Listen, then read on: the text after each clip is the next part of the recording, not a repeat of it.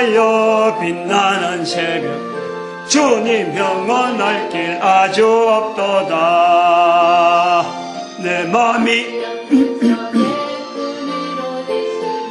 나 외로울 때 좋은 친구라. 할렐루야. 주는 젖산 밑에 백화 빛나는 새벽 이 땅 위에 비길 것이 없도다. 내 몸의 모든 염려 이 세상 고락한 나와 항상 같이 하여 주시고 주여. 시험을 당할 때에 악마의 계교를 적시 물리치사 날 지키시네. 온 세상 날 버려도 주 예수 안 버려 끝까지 나를 돌아보시니.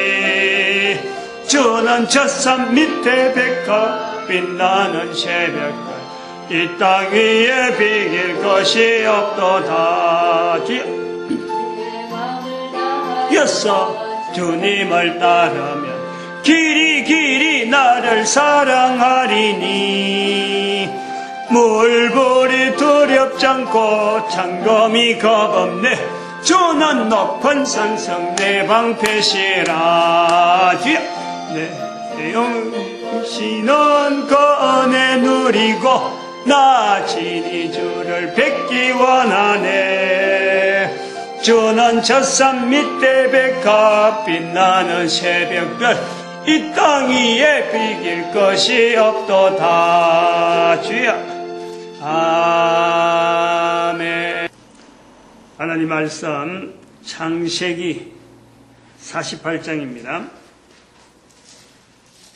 합동합니다. 1절에서 6절 합동합니다. 48장 1절에서 6절입니다. 이 이후에 혹이 요셉에게 구하기를 내 부친이 병들었다 하므로 그가 곧 두 아들 므낫세와 에브라임과 함께 이르니 혹이 야곱에게 구하되 내 아들 요셉이 내게 왔다 하며 이스라엘이 힘을 내어 침상에 앉아 요셉에게 이르되 이전에 가나안 땅 루스에서 전능한 하나님이 내게 나타나 복을 허락하여 내게 이르시되 내가 너로 생육하게 하며 번성하게 하여 내게서 많은 백성이 나게 하고 내가 이 땅을 내 후손에게 주어 영원한 기업이 되게 하리라 하셨느니라. 내가 애굽으로 와서 내게 이르기 전에 애굽에서 내게 낳은 두 아들 에브라임과 므낫세는 내 것이라. 르우벤과 시몬처럼 내 것이 될 것이요 이들의 내 소생이 내 것이 될 것이며 그 산업은 그 형의 명예하에서 함께 하리라. 아멘. 기도드립니다. 오늘도 저희들에게 복된 시간 허락하여 주신 것 감사드립니다. 성령님이 동행하여 주시는 복된 시간으로 성경의 거룩한 말씀을 통하여 참으로 이 일을 행해서 많은 자들이 주께 돌아오는 거룩한 도구로서 주님 앞에 풍성히 쓰임받기를 소망합니다. 역사하여 주시옵시고 인도하여 주시옵소서. 감사드리옵고 예수님의 이름으로 기도드립니다. 아멘. 창세기 48장 요셉이 아버지가 병들어 있다 하는 소식을 듣고 왔는데 야곱으로부터 이제 아버지 야곱으로부터 자기가 가진 요셉의 두 아들에 대해서 축복을 받는 겁니다. 원래 아들 하나 자기가 받아야 될 복인데 아버지가 야곱이 하나 갖고 부족하다 해서 두 배를 주는 어떤 근거가 하나의 어떤 상황이 데리고 온 두 아들 같이 왔다 하는 그것 때문에 아마 혼자 갔으면 분명히 요셉 혼자 1대1의 복을 받았어요. 둘이 데리고 갔는데 이것이 할아버지한테 눈에 아마 기쁨이 되어져서 두 배를 받게 되는 그런 상황이에요. 전도자 아브라함부터 내려오는 이 내용이 계속 가는 겁니다. 지금 창세기 48장에서 나오는 이 본문을 통해서 부활 통일 시대에 대한 내용을 이야기하는 거예요. 이런 내용이 갑자기 아내아몰로 하늘에서 큰 어떤 이적이 나타나서 참 지구가 어마어마한 변화가 일어나가지고 한 사람이 느끼기에 이거는 아니다. 지금부터 이래야 된다. 이런 표현이 이게 어떤 큰 사건에 의해서 자기만 보는 것도 아니고 여러 사람이 보는데 지금부터다. 이런 상황 때문에 이 내용이 아니란 말이에요. 흘러가는 중에 지금 이 본문처럼 야곱이 병들었다. 요셉이 아들이라 혼자 가도 되는데 두 아들을 데리고 갔어요. 미리 아버지한테서 아들 있으면 다 데리고 온나 이런 말을 했는지는 모르겠어. 들었는지는. 근데 아버지한테 병문안 가는데 병문안이니까 혼자 가도 되는데 아버지한테 또 아들들 얼굴도 인사시키고 자녀들 교육도 시켜야 된다. 그런 마음이 되었는지 그냥 자연스러운 거예요. 자연스러운 거예요. 이게 어떻게 억지로 어떤 특별한 뭔가 분위기를 만드는 게 아니라. 그런데 여기에 2배의 축복이 주어지는 것처럼 흘러가는 속에서 지금 부활통일 시대가 선포가 되는 거예요. 이후로 앞으로 부활통일 시대에 대한 성경을 통해서 여러 구분을 가지고 인류 사회를 나누는 여러 가지 일들이 있겠지만은 창세기 48장으로부터 시작되어지는 요 시기를 계속 이거를 본문을 자꾸 이 자리에서 머물면서 부활통일 시대를 이야기를 자꾸 하는 것은 부활통일 시대라고 선포된 이 시점이 당장에 눈에 보이는 지구가 짜개지고 참 인공위성이 큰 변화가 생기고 안 그러면 외계인이 넘어오는 이런 어떤 현상 때문에가 아니고 누구나 지금 겪고 있는 자연스러운 과정에서 선포됐는데 이게 앞으로 이 시대를 비춰볼 때 후손들이 비춰볼 때 어떻게 해서 부활통일 시대가 선포되었느냐 하는 내용을 찾을 적에는 항상 이 본문에 오라야겠지. 본문에 창세기 48장에 오라야겠지. 여기에서부터 자료들을 자꾸 찾아 나가라 이 말이에요. 자료. 제가 남기는 여러 가지 자료들이 부활통일 시대가 선포되어진 것은 여기서부터 시작됐으니까 그래서 자꾸 여기 머무는 거예요. 딴 데서 그래갖고 어떤 설교 어느 주일에 어떤 설교할 때 그거 있었느냐 안 그러면 새벽 설교할 때 있었느냐 이런 내용이 아니고 어떻게 하든지 여기서 창세기 48장 주변에서 남겨진 자료를 가지고 후손들이 자꾸 이걸 간추리게 하기 위해서 이 본문에서 머무는 거예요. 그리고 여기서 찾았기 때문에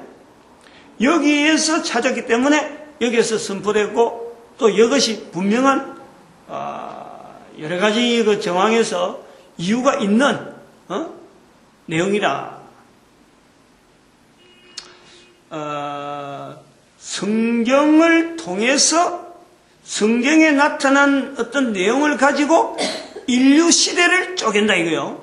단순하게 성경이 창세기 시대고 족장 시대고 안 그러면 또 가나안 이주 시대고 또 왕들 시대고 그 다음에 선지자 시대고 바벨론 포로 이후 이런 식으로 쪼개는 그게 아니에요. 어떤 사건이 아니고 성경의 사건, 성경의 연대가 아니고 성경에서 나타난 전도자들의 흐름을 통해서 모든 인간을 전도자로 부르는데 모든 인간들을 전도자라 부르는 이 전도자라고 부르는 이 구분 어떤 시대의 전도자는 주로 이런 내용이었다. 어떤 시대의 전도자는 이런 내용이었다. 그거를 성경에서 나타난 전도자의 모습을 통해서 시대 구분을 하고 그 당시 인류의 전체를 거기다가 집어넣는 거예요. 그러니까 인류를 쪼개는데 인류의 시대를 쪼개는데 전도자를 중심이란 모든 인류가 전도자라 하는 것 중심으로 해가지고 성경에 나타나는 이제는 성경에서 나타난 범위 안에서 현재 이 시대를 쪼갠다. 그래서 아브라함부터 일단은 잡은 거예요.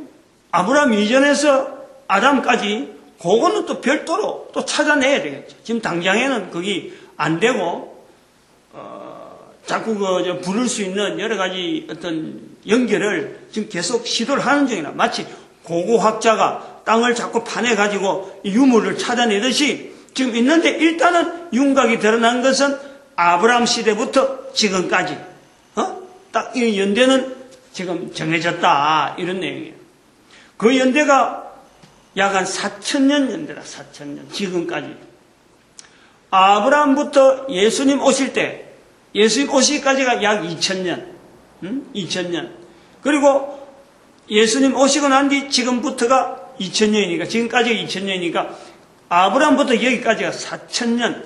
4,000년 안에 있는 지금 연대를 쪼개놨고, 앞으로 올 연대에 대한 것을 지금 이야기를 한 것이 부활 통일 시대라 이거예요. 아브라함부터 다윗까지 말하는 사람들에 따라서 그게 한 1,000년 정도 되지 않느냐, 그렇게 이야기하는 사람들도 있어요. 1,000년.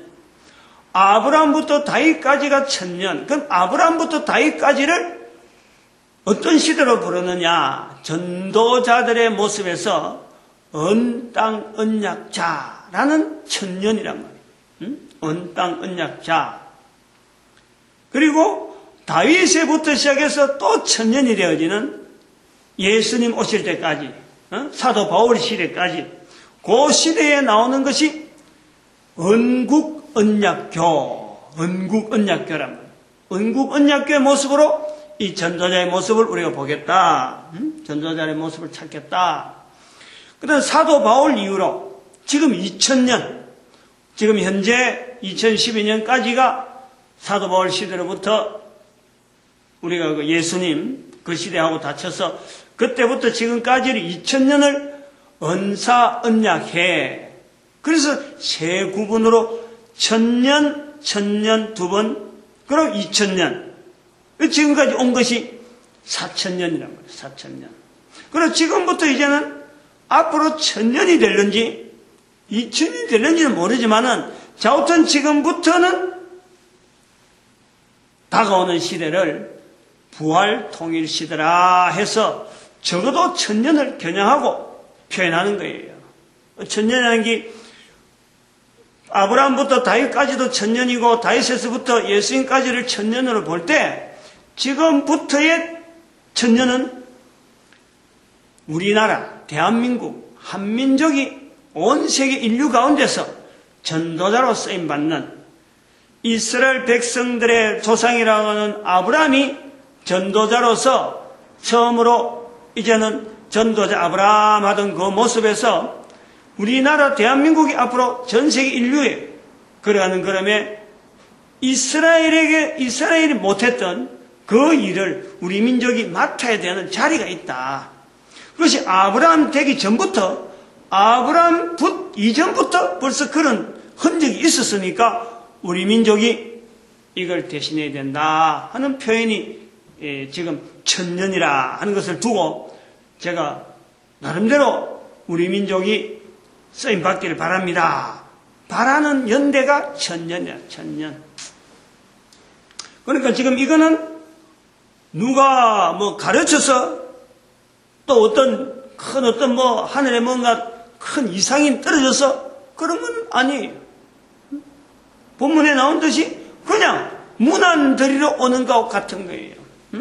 그런데 그것이 문안드리러 왔는데 하나하나 가면서 단계로 해가지고 지금 여기로 온 거예요. 사람이 살아가다가, 먹는 사람이 살아가다가 이제 안 먹어도 사는 사람처럼, 안 그러면 초가집에 살다가 갑자기 로또 복권을 당첨해가지고 집을 어리아리한 궁궐 속에 사는 이런 변화가 있어서 그런 게 아니고 그냥 늘 일상적으로 해오던 것 중에서 조금씩 발전되어서 여기까지 온 거란 말이에요. 그 조금 발전된 것을 찾으려 그러면은 창세기 1장부터 시작해서 설교행을 쭉 하고 새벽 설교라든지 그 다음에 수요 설교 이 모든 거가 자료들 그리고 다른 데서 나오는 전도 현장에서 나오는 전도 강의라든지 이런 자료들이 전부 다 모아져야 돼요. 그래서 그걸 흩어진 것을 흩어졌을 때마다 이게 왜 흩어지느냐라고 볼 것이 아니고 딱 창세기 48장 여기 와가지고 그걸 하나하나 끼워 맞춰야 돼요. 그런 것 때문에 이 자리를 계속해서 지켜주겠다. 창세기 48장에서 이것이 계속 선포되고 다른 걸 자꾸 연결할 수 있도록 흔적을 남기겠다. 이런 뜻이. 설교 한 번 하고 지나갈 내용이 아니니까 설교 한 번 했다가 또 다음에 저 갔다가 다른 설교하면서 또 요걸 끄집어대고 이러지 않으려고 여기서 집중적으로 지금 하려는 거예요. 언땅 언약자라고 하는 이 아브라함부터 나오는 천년, 여기에서는 성경에 있는 예수 그리스도의 직분에 대한 그 부분에서 이게 예수님께서 가지고 있는 삼중직이라는 게 있잖아요. 예수님에게.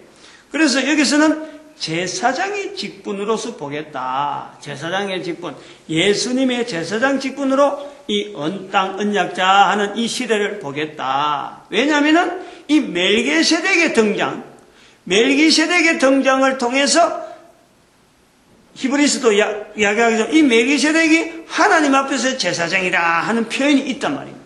그게 창세기에 아브라함에게 영향을 주고 아브라함은 그러한 형태의 어떤 전도자적인 내용이 있다. 그래서 이 천년 아브라함부터 시작되는 언땅 언약자에서 나타나는 전도자의 모습은 제사장의 모습으로 보겠다. 이런 내용이 있어요. 그리고 이거는 또 한편은 구약 성경의 성경 중에서는 토라 부분이다. 토라 부분에 나타나는 언땅 언약자의 전도자의 모습은 제사장의 모습으로 보여지겠다 하는 것을 비춰봤습니다.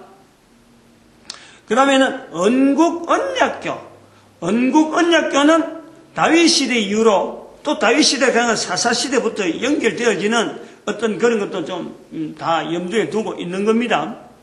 사사로부터 연결되어지고 또 사도 바울 시대로 해갖고 그 사도 바울로 딱 끊는 게 아니고 이건 또 선지사로부터 쭉 넘어오던 구약 선지자부터 넘어오다가 사도 바울에서 끝나는 거예요.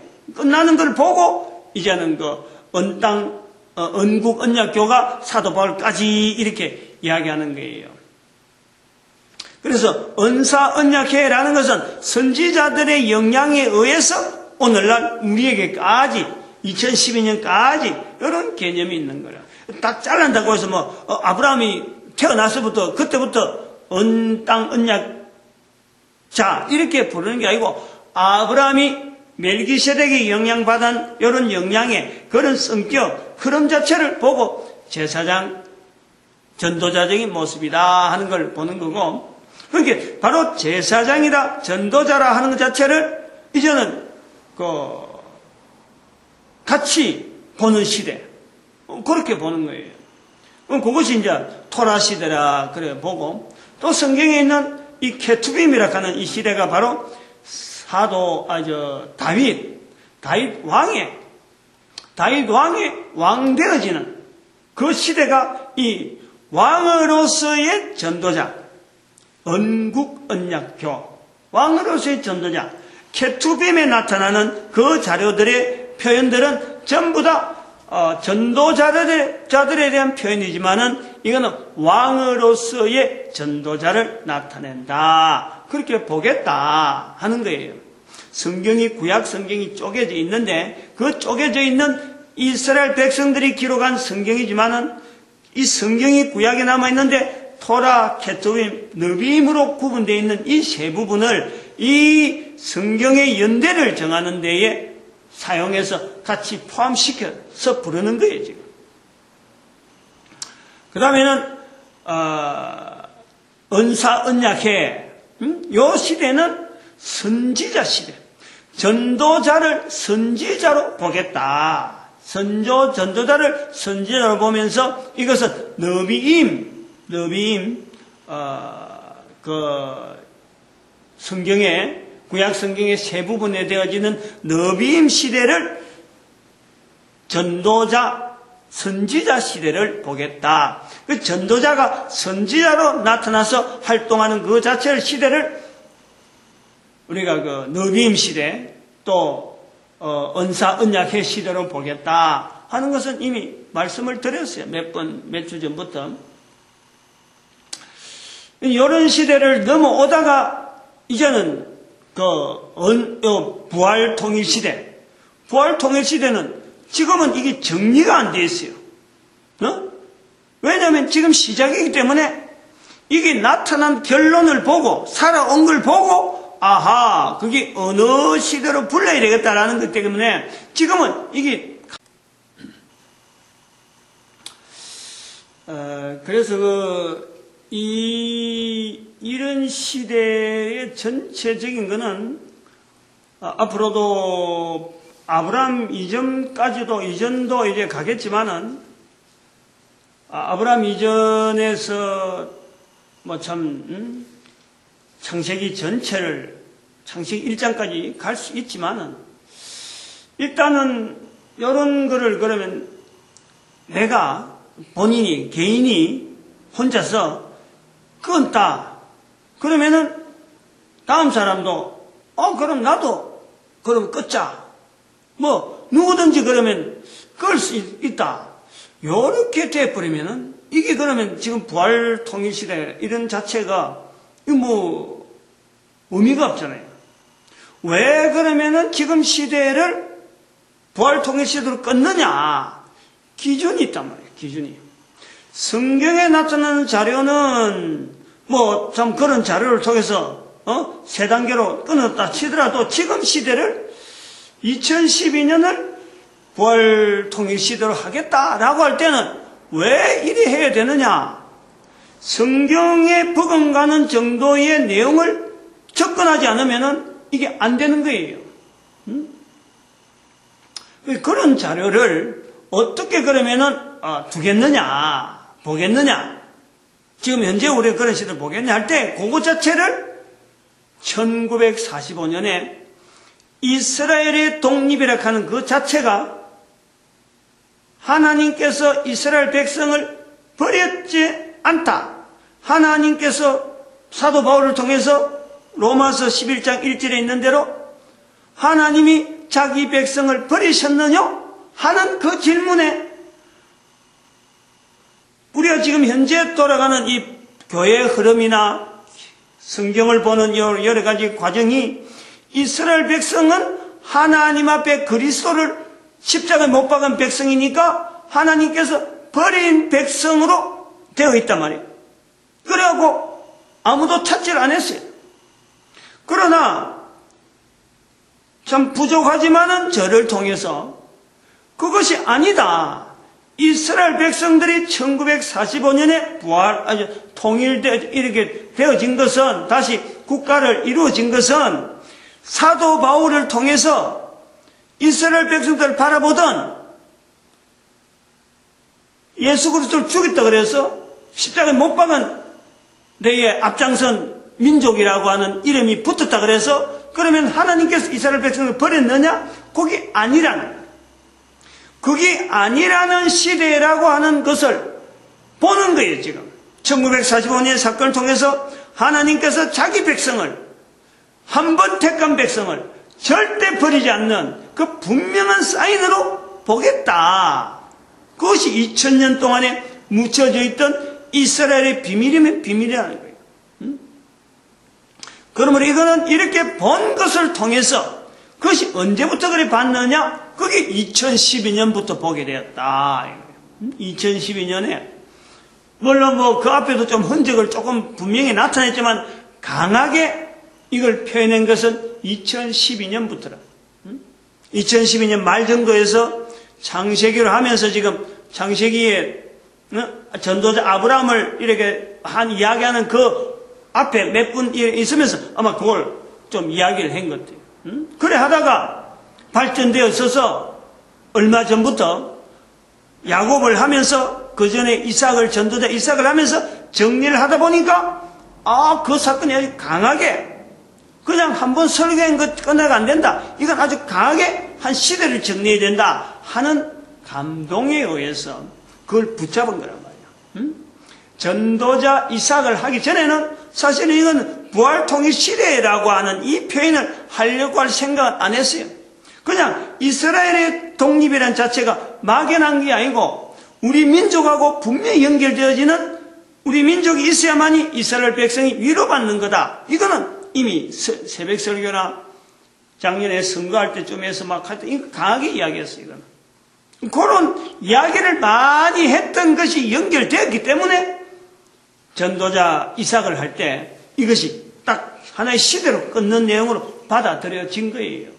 그래서 1945년에 이스라엘의 독립사건에 대해서 온 나라가 분명히 하나의 나라로서 이스라엘이 독립을 하고 지금 살아가고 있는데도 불구하고 성경을 근거해서 이스라엘 백성들의 독립사건이 사도 바울이 말하던 자기 백성을 버리셨느냐? 절대 버리지 그럴 수 없다 라고 한 말씀에 어찌 보면 하나의 열매라, 열매. 결국 성경의 말씀은 기록으로 끝이 난 게 아니고 계속 연장돼 가고 있는 것을 보여준다는 거예요. 기록 자체는 66권으로 끝이 나 있는데, 그러나 하나님의 섭리는 여전히 말씀에 준하는 이런 내용으로 계속해서 섭리가 계속되어지면서 1945년의 사건을 우리에게 보여준 거예요. 모든 인류가 다 보는 거예요. 그 모든 인류가 다 보듯이 성경을 통해서 하나님의 놀라운 그 어떤 이 인류를 진행시키시는 그 시대를 우리가 구분해서 이제는 이런 시대를 만났는데, 이런 분명한 성경이 되어지는 내용을 우리를 봤는데 여전히 성경이 가는 그 방향 자체를 우리가 무시하고 그냥 돌아가는, 인류에 돌아가는 흔적만 보고 이래 갈 것하고 무작정하게 가는 건 아니다. 진짜 그거예요. 성경을 통해서 이스라엘 독립을 우리가 봤다면은, 그것이 하나님의 섭리에서 성경의 말씀의 응답으로 봤다면은, 그 기간 2000년 동안 걸렸다면은 이제 우리는 성경이 원하는, 성경이 기록되어지는 그 말씀에 우리가 나아가는, 이제는 더 이상 볼 거 없다. 분명한 성경의 흐름에서 나타나는 이 시대의 흐름 자체가 분명히 우리한테 보여주고 있는데, 그걸 지금까지 무시했지만은 이스라엘의 독립이라는 저 자체가 모든 인류 가운데 다 드러나고 지금 다 보고 있는 시대에 우리가 이대로 있을 수 없다. 이제는 돌이켜야 된다. 이제는 방향을 가지고 나아가야 된다. 어떤 방향이냐? 성경이 원래 기록되어 있던 인간의 근본적인 어떤 삶의 모습, 그게 성경에서 워낙에 원하고 있는, 아주 근본적으로 원하고 있는 그 시대로 우리는 발걸음을, 방향을, 눈길을 돌려야 된다. 그래서 갈 수만 있으면 그 방향으로 가야지, 이제는 인류가 마음대로 흘러가는 이런 시대를 그냥 둘 수 없다. 그래서 외치게 된 게 343. 343. 이스라엘 독립과 한국의 독립을 세 가지 강령, 이스라엘의 독립과 한국의 강복을 연결하는 시대. 그 다음에 두 번째는 인터넷 시대. 인터넷 시대에서 모든 언어가 이제 하나로 되어지니까 창세기 10장에 있는 바로 바벨론, 창세기 11장에 있는 바벨탑 사건, 그 사건을 과정을 거쳐서 언어가 하나 되어지는 이 지금 시대를 통해서 이제는 하나 되었나만, 언어가 하나 되어지면서 어디까지 가야 되느냐? 창세기 1장으로 가네요. 창세기 1장 26절, 창세기 2장 17절, 그 말씀으로 가야 되는 거예요. 그러니까 범죄한 인간의 자리를 지나서 바벨탑 사건을 통해서 언어가 하나 되어지면서 예수 그리스도의 말씀하신 대로 말로 성령을 인정하는 시대를 거쳐서 그 과정을 지내서 창세기 1장 26절에 하나님의 형상과 하나님의 모양으로 지음받은 인간에 대한 이 풍성한 삶을 우리가 누리는, 지향하는 방향이 바로 우리한테 주어져 있다. 그거 선포하는 거예요, 그거. 그리고 이 시대의 또 한 가지 광령은 인간의 한계를 인정하자. 인간의 한계. 인간의 한계를 인정하는 시대. 지금까지는 가는 방향으로 계속 가지만 이제 여기서 끊자.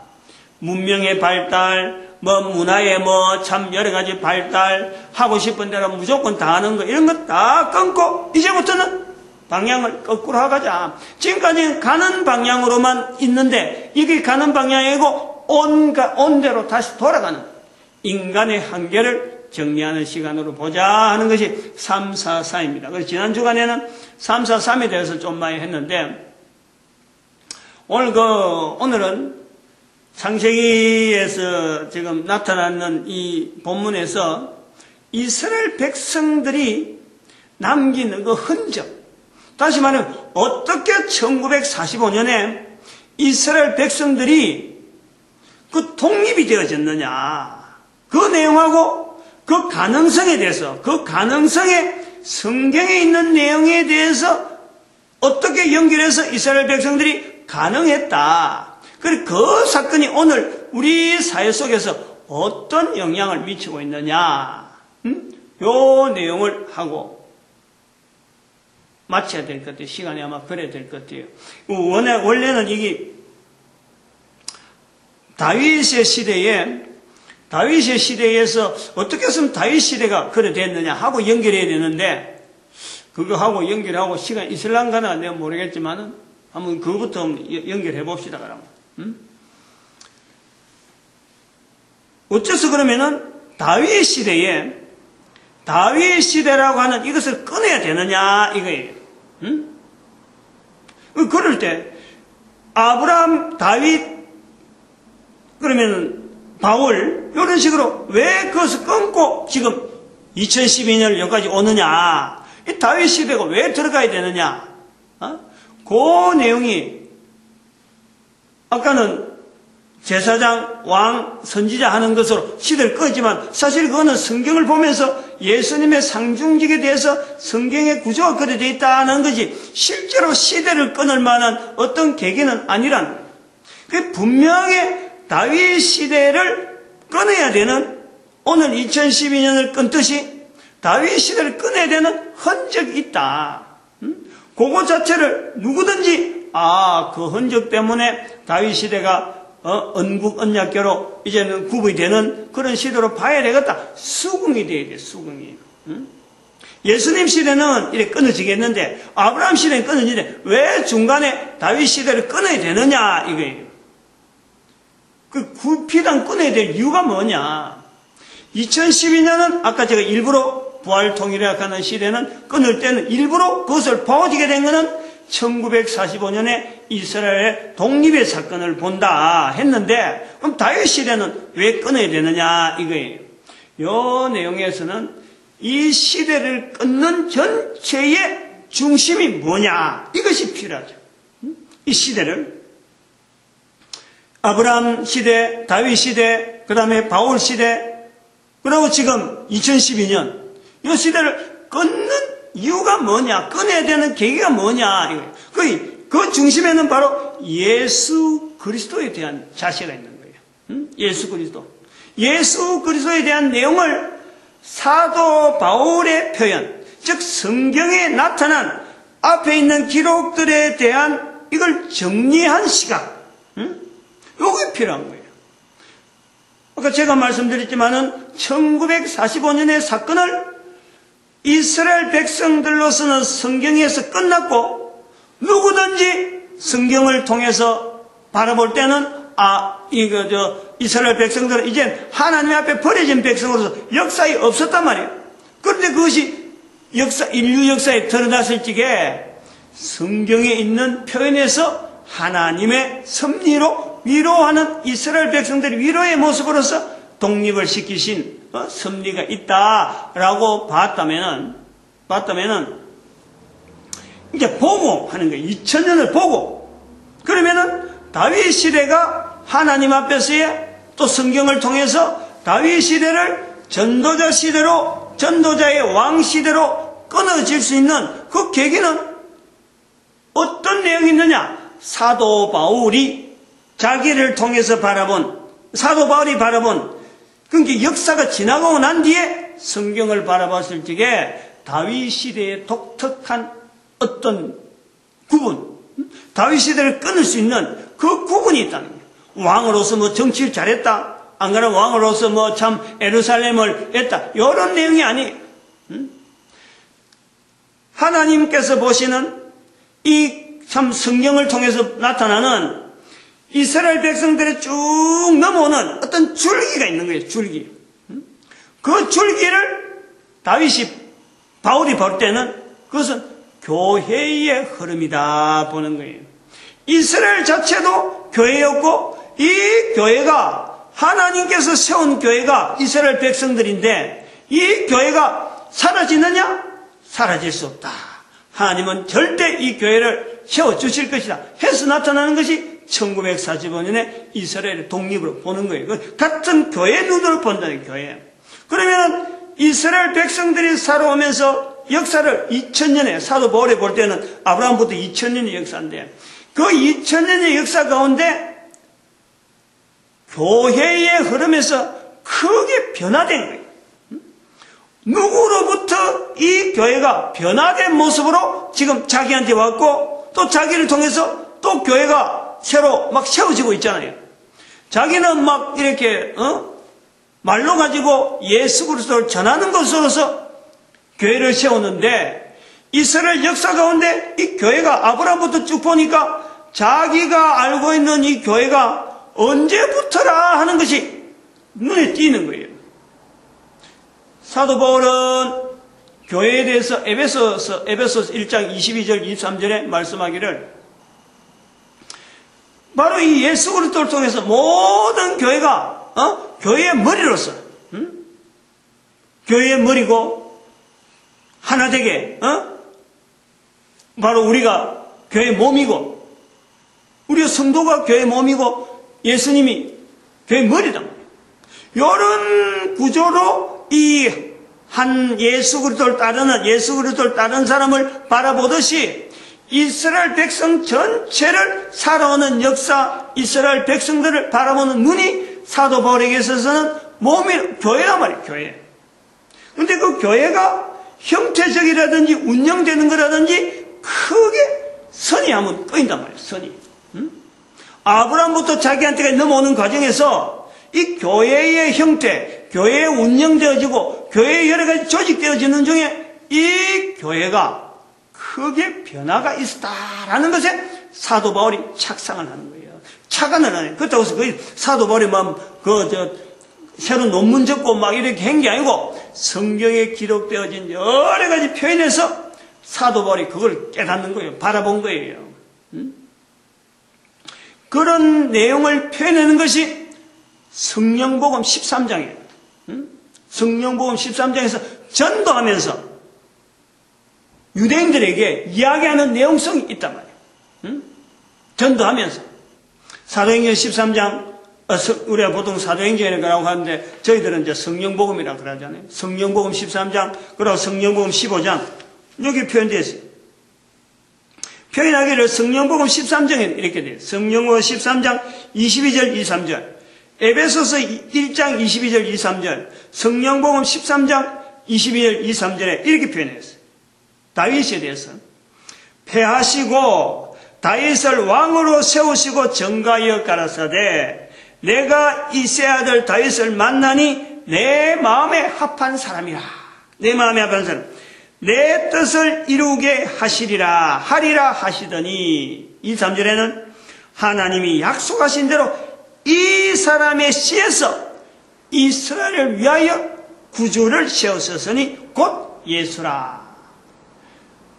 다윗을 통해서 바울이 바라보는 교회의 모습에 있어서 다윗에게 크게 나타났던 것은 다윗의 씨라고 하는 이 이름을 다윗이 가진단 말이에요. 예수 그리스도는 다윗의 자손으로 불려지는 이스라엘 백성들의 중심이 있는 거예요. 이스라엘 백성들이 그걸 받아들이고 있는 거예요. 근데 그 다윗이 바로 예수의 출생에, 예수의 오심에, 그리스도의 오심에 중요한 자기의 이름이 그게 들어가는 거예요. 이스라엘 백성들이 그걸 바라본단 말이에요. 그러면서 그리스도를 기다리는 거예요. 기다렸던 거예요. 그러면 이것을 볼 때 하나 우리가 좀 생각해야 될 것은, 그러면은 다윗의 이름으로 온다 하는 것에 대해서는 다윗의 이름이 주어진 건 좋은데, 거기에서 교회라고 하는 이 어떤 형태, 예배 영제라든지 지금 교회라는 이름을 가지고 다윗이, 바울이 자기 앞에 있는 2000년 시대에 변화된 것을 제가 이야기한다 했는데, 이거는 이름이 주어지는 거라, 이름이. 적어도 이름이 주어지는 것에는 다윗이 있었다는 거예요. 여기 하나고, 그 다음 여기가 이제 13장 22절, 23절이고, 15장에 가보면, 15장 16절에 가보면은, 이렇게 표현해요. 성령복음 15장 16절. 바울의 이야기예요. 바울의 이야기. 또 다른 곳에서 전도하다가 그런 거예요. 이후에 내가 돌아와서 다윗의 무너진 장막을 다시 지으며 또 퇴락한 것을 다시 지어 일으키리니, 다윗의 장막이라는 말이 나와요. 다윗의 장막. 요 내용이 아주 묘한 거예요. 다윗의 장막. 다윗의 장막은 이거는 성막도 아니고 성전도 아닌 거예요. 이것을 사도 바울이 봤다는 거예요. 사도 바울이 이걸 지금 포인트를 하고 있는 거예요. 성막은 아브라함부터 넘어오는 모세로부터 주어지는 광야 생활의 어떤 하나의 모형이다. 텐트 생활하는 아브라함 생활.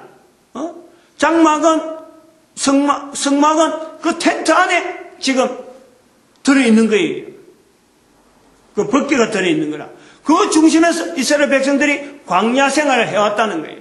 그것은 연장이라, 아브라함 시대의 연장이라, 성막이. 아브라함도 그런 텐트 생활을 했으니까. 근데 성전은 솔로몬 이후로 아주 건축한 건축물이라, 건축물. 그럼 장막은 성막도 아니고 성전도 아닌 이 중간에 지금 변형기, 지금 변천기란 말이에요. 이것이 다윗에게 주어진 거예요. 다윗이 요 장막을 소위 말하는 성전을 지으려고 해요. 성전을 지으려고 성막에 있는 하나님의 이름으로 일컬어지는 이 법궤를 더 단단하고 더 좋은, 자기는 집에 있는데 이 텐트에 있다 보니까 번거롭단 말이에요. 굉장히 불편해 보이고 초라해 보이잖아요. 그것이 안타까워서 성막에 있는 이 법궤를 좀 건축물이 있는 데다 열르고, 그것을 이제는 성전 안에, 성전 되기 전에 자기 있는 궁궐에다가 모셔온 거 아니에요. 그 장막, 결국 성막인데, 형태는 성막인데, 원래의 성막이라 불리는 자리에서 벗개만 달랑 나온 거예요. 그것을 임시로 자기 있는 궁궐에, 소위 말하는 성전이 될 터에, 성전이라고 할 짓기 전에, 그걸 임시로 있는 데가 바로 이 장막이라, 장막. 근데 성경엔 그 다윗의 장막을 일으키리니 그랬단 말이에요. 이 다윗의 장막이라는 것은 성막도 아니고 성전도 아닌, 즉 하나의 시대라는 거예요. 하나의 시대. 여기가 바로 진정한 하나님께서 바라시는 교회를 일컫는다. 하나의 교회의 어떤 틀, 이런 장막의 모습에서 하나님은 교회를 보겠다 하는 것으로 다윗이 받아들이는 거예요. 다윗이 한다. 이제 바울이 자꾸 그 말 속에서 바울이 막 섞여서 나오는데 이걸 잘 구분해야 돼. 어쨌든 요점은 다윗 시대를 보는 것은 사도 바울이 보는 거지만은 이것이 그냥 자기가 임의로 이걸 끄자 이렇게 해서 끈 게 아니네. 분명한 교회의 흔적이 다윗의 장막을 통해서 특별한 변화가 오는 거예요. 그래서 성전이라 했으면은 이거는 다윗이 성전이 되는 게 아니잖아요. 솔로몬의 성전이지. 근데 장막이라, 장막. 성전이 되기 전에 성전의 원형이면서 성막시대 끝이란 말이에요. 이것이 하나의 큰 계기가 돼가지고 이스라엘 사람들이 누리고 있는 성전은 지금 바울이 보는 거예요.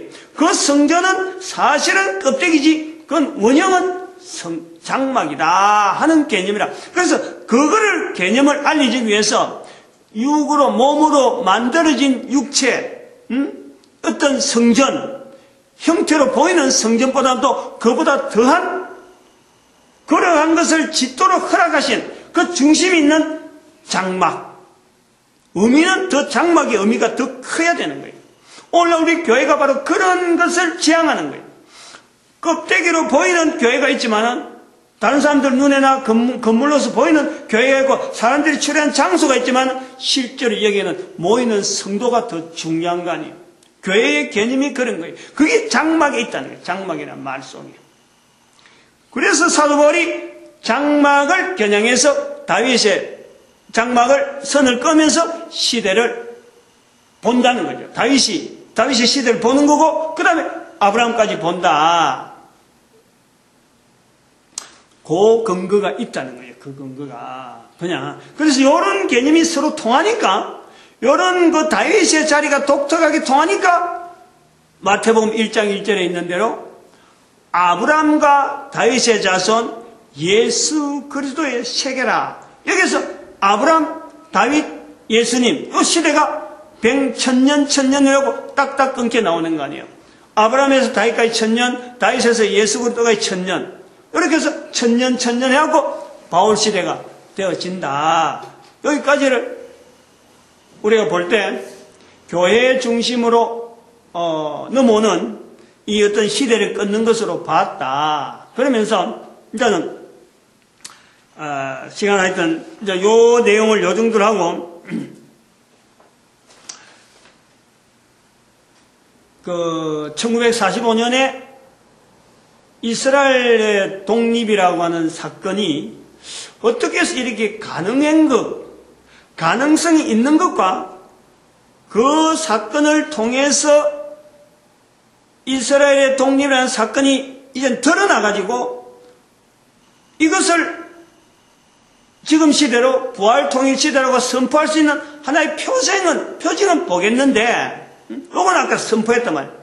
왜냐하면 이 독립에 되어지는 그 어떤 내용, 독립되어지기까지 여기에는 어떤 하나님의 섭리가 있었을까? 좀 더 구체적으로 성경에서 기록되어지는 내용하고 이스라엘이 독립되어지는 내용하고를 어떻게 지금 연결해 보려고 하는 그런 어떤 내용의 시도가 있는 거예요. 지금부터 이야기하려는 것은 계속해서 말씀드리지만은 성경의 말씀을 우리가 전도자 아브라함부터 시작해서 우리가 성경을 보는 시각은 이 성경을 모든 사람이 읽어야 되는 책으로 이야기하는 거예요. 그 기준에서 성경을 자꾸 아브라함에게 연결하고 성경을 갖고 다윗에 연결하고 성경을 바울에게 또 성경을 1945년에 이스라엘 백성을 연결하려고 하는 그 구조가 있는 거예요. 그건 다른 설교 시간을 통해서 확인해 봐야 돼요.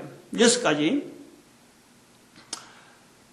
이스라엘 백성들이 1945년에 성경에 그 기록됐으면 뭐 이런 말 할 필요가 없죠. 그런데 성경 시대가 이미 기록된 시대 끝이 났는데 1945년 이스라엘 백성들의 그 독립되어지는 그 상황을 뭐 그게 사사가 나왔느냐 안 그러면 누가 유명한 사람들이 나왔냐 이 기록 자체를 성경이라는 자리에 둘 만한 내용이 없는데 기존에 기록된 내용을 가지고 그 1945년에 되어진 내용 자체가 하나님께서 하셨다. 즉 성령님께서 하셨다. 성자 예수님의 능력이다. 이런 걸 연결할 내용이 있다 이거예요. 그것을 우리가 찾아내야 된단 말이에요. 그 시간이라니까.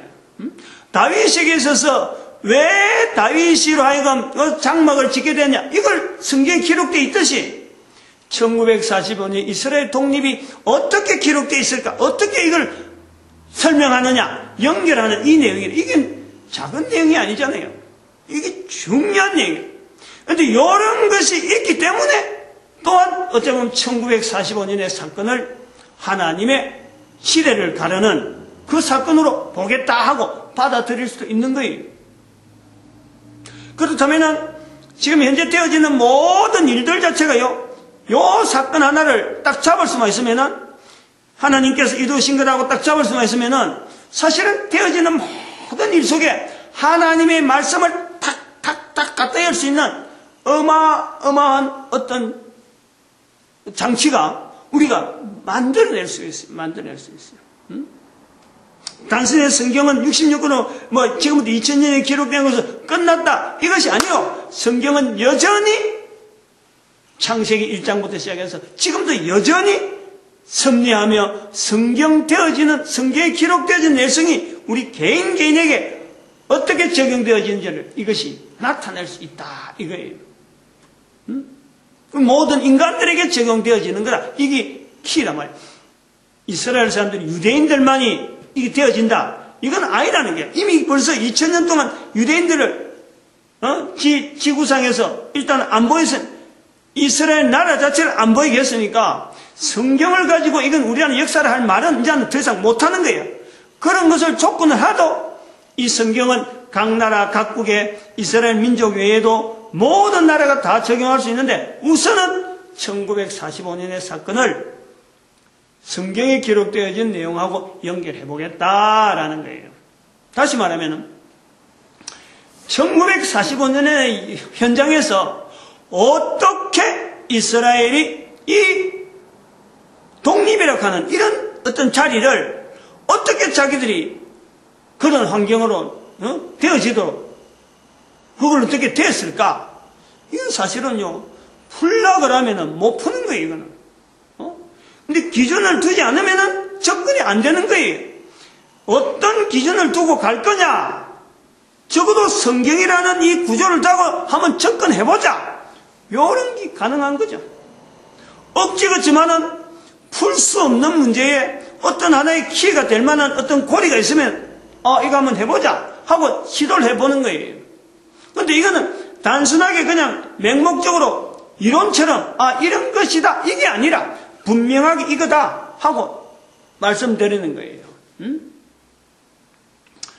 1945년에 이스라엘의 독립은, 아마 이렇게 설명해 버리면 이게 굉장히 지금 1시간 갖고 어려워요.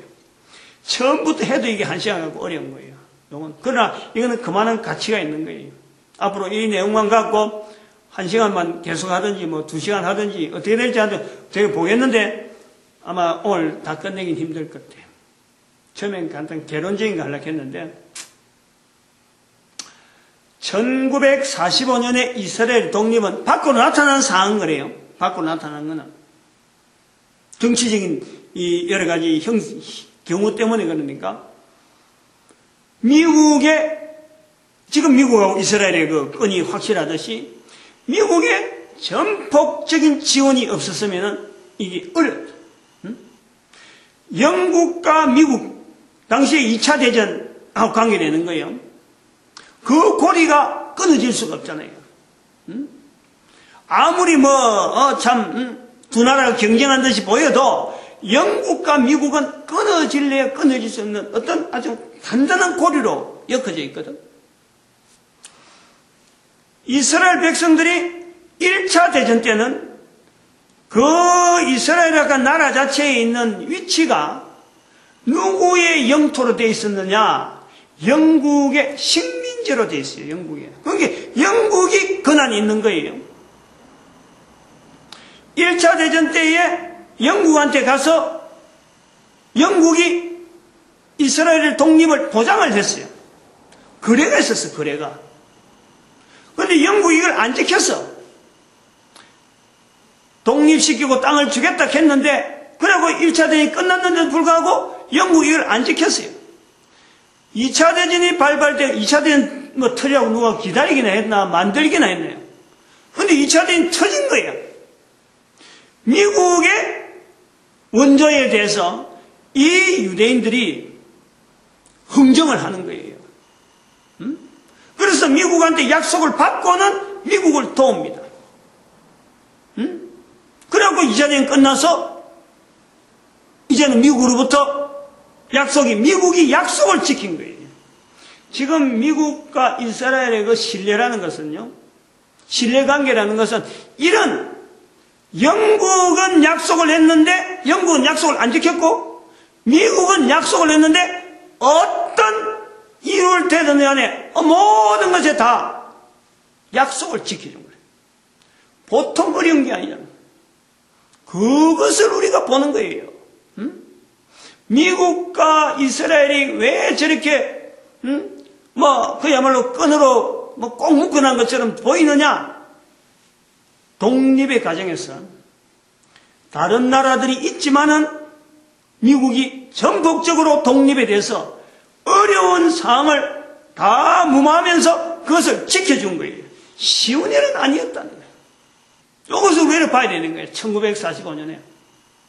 첫 번째 봐야 돼요. 1945년에 제일 가까운 사건이 바로 미국이 이걸 지원해 줬다.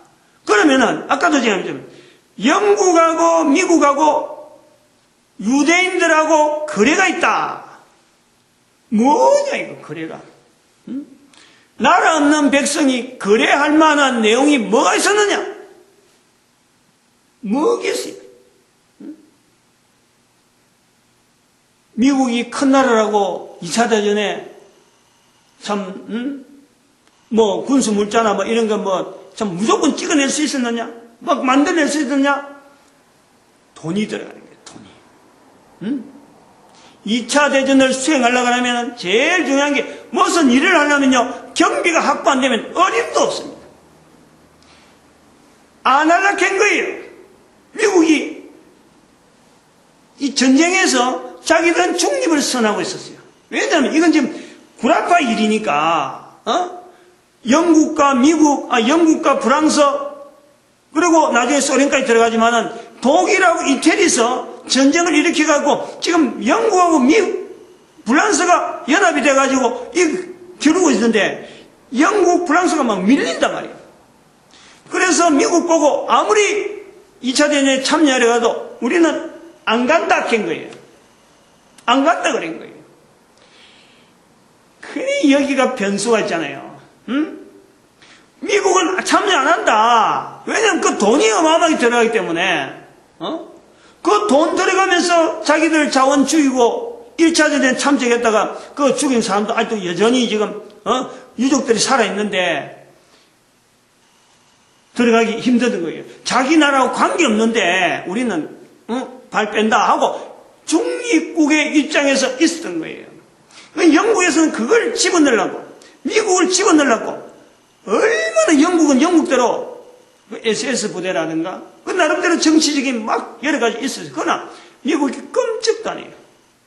근데 누구 때문에 참여해요? 미국이 2차 대전에 참여했기 때문에 2차 대전이 연합군 승리로 나타난 것은 모든 사람들이 아는데, 미국이 참여한 것은요, 바로 우리 대한민국을 압제하고 있던 일본이 진주만 공격이기 때문에 미국이 참전하는 거예요. 자기들이 직접 피해잖아요. 이제 전쟁 당사국이 돼버린 거예요.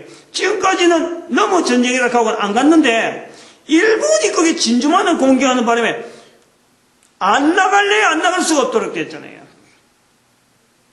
당장에 지금 급한 게 뭐냐니 자금이요, 자금. 전쟁에 참여하게 되는데 안 가려고 했기 때문에 자금 준비가 전혀 안 되어 있는 거예요. 여기에 손을 댄 것이 바로 유대인들이 가지고 있는 자금이라. 유대인들이 가지고 있는 자금. 유대인들이 가지고 있는 자금의 그 위력은 미국이 알아요. 왜냐하면 바로 아까 말씀드렸지만 영국이 1차 대전을 할 때 유대인들에게 자금을 빌렸거든. 그 자금을 빌리는 조건에서 영국이 가지고 있는 그 식민지를 유대인들이 요구를 한 거예요. 저거 우리에게 돌려달라. 우리에게 소위 말하면 이 자금 줄 테니까 우리에게 돌려주는 돈으로 이걸 감가를 하자. 이런 식의 흥정이 된 거예요. 그러니까 유대인들이 돈 많다는 것은 영국은 안단 말이에요. 영국의 그 여러 가지 구조가 유대인 지역도 있고 그건 오랫동안 그 여러 관계가 있단 말이에요. 그래서 돈을 유럽에 있는 돈이 지금 유대인들에게 다 들어있으니까 이 1차 대전을 수행하는 데에 필요한 자금을 가지기 위해서 유대인들이 원하는 식민지로 되어 있는 팔레스타인을 주겠다 했는데 전쟁을 하는 중에 1차 대전을 계속하면서 마음이 바뀌는 거예요. 돈이 필요할 때는 주겠다 했는데 실제로 주려고 하려 보니까 주변에 있는 아랍국에서 아랍연합국이나 막 이런 팔레스타인 기존에 있는 지역에서 이게 반발이 보통이 아니거든. 그래서 슬그머니 뺀 거예요. 슬그머니 뺀 거예요. 못 주는 거예요. 안 준 거예요. 돈만 어쨌든 정산했든 어떤 간에 했겠지. 그 유대인들이 그거 아무나 주겠어요, 그거. 그렇게 당했는데 미국이 원한다고 해서 주겠어요? 바로 요 내용이 있어요. 그런데 주었다는 거예요. 그 주는 과정에서 어떻게 돈독한 사회가 만들어진 어떤 장치를 했는지 어떻든 간에 미국은 그걸 지켜준 거예요. 요것을 우리가 파악을 해야 돼요. 그러면은 이제 한 단계 더 넘어가려면은 뭘 해야 되냐면 도대체 나라도 없는 이 유대인들이 흩어져 있는 유대인들이 어떻게 해서 1차 대전도 그렇고 2차 대전도 그렇고 성경국에 돈을 들어갈 정도로 그 어마어마한 막대한 돈을 이 사람들이 감당할 정도로 이 재정을 어떻게 이 사람들이 유지를 했느냐, 도대체 재정을 어떻게 많이 부리느냐, 요거요, 이거 기가 찬 거예요. 이제 여기에서 지금부터 나오는 내용이 성경하고 들어간단 말이에요. 성경에.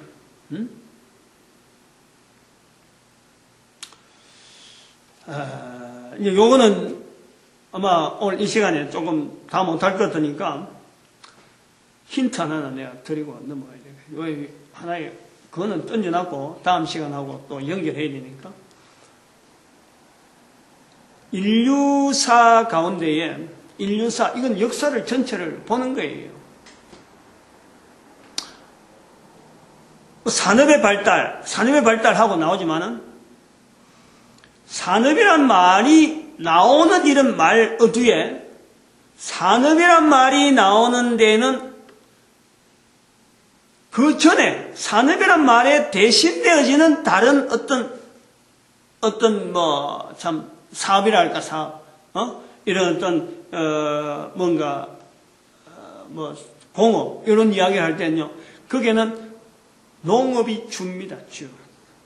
농업이라는 시대를 지나고 산업이란 말이 나오는 거예요. 농업에 농산물이 주고, 주로 나오는 게 농산물인데, 주변에 조금 어설프게 필요한 여러 가지 조그만 이런 공업에 해당되는 조그마한 여러 가지 부품들이, 부속품들이, 유통은 되겠죠. 그러나 제일 중요한 건 농업이에요. 모든 어떤 인류사의 그 중심으로 흐르는 생활의 어떤 중요한 산업은 농업이에요, 농업. 근데 이것이 산업이란 말이 유통되어지는 과정이에요. 제일 앞장선 그 장치, 어떤 사회제도, 어쩌면 그건 국가가 없으니까 어떤 하나의 조직체적인 움직임은 유대인들이 가지고 있는 길드 제도라는 게, 길드 제도. 요걸 알아야 돼요. 이게 사회책이나 일반 책에서는 자료같은 데는 단순하게 길드라는 말이 그냥 흘러다니는 이런 우연히 이렇게 만들어진 거지만 이건요, 유대인들의 삶에서 유대인들의 조직 속에서 나오는 제도가 길드 제도예요. 이거 출처를 몰라요. 이거 출처를. 길드 제도가 왜 나왔는지 어떻게 되는지 이게 근거를 몰라요. 거기 요 시간에 지금 그걸 지금 풀어주는 거예요. 그것이 이야기 안 되면은 이스라엘 백성들의 1945년에 독립에 대한 내용이 이게 전혀 연결할 데가 없어요. 오늘은 길드 제도에 대한 내용에 이스라엘 백성들을 통해서 우리 인류사에 남긴 하나의 어떤 발자국, 요거 길드 제도의 출처를 말씀드리면서 다음 시간에 또 연결해서 말씀드리겠습니다. 우리의 이 시대가 부활통일시대라 하는 이 내용을 계속해서 인식시키고 왜 이 시대에 이렇게 부르짖어야 되는지 이런 것이 이제 차츰차츰 좀 어떤 좀 틀을 잡아가지 않겠느냐 그래 보고 오늘 또 마치도록 하겠습니다. 기도합니다.